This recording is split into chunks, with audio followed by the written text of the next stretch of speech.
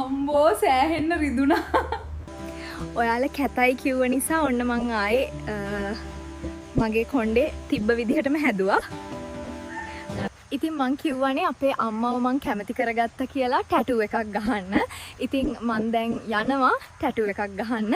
ගොඩක් රිදෙනවා කිව්වානේ ඒ කඩේ අයියා නම්. මට බයයි පළවෙනි පාර නිසා. එහෙනම් මං ඔන්න ටැටූ ෂොප් එකට ආවා. දැන් ඉතින් ටැටූ එක ගහගන්න තමයි තියෙන්නේ.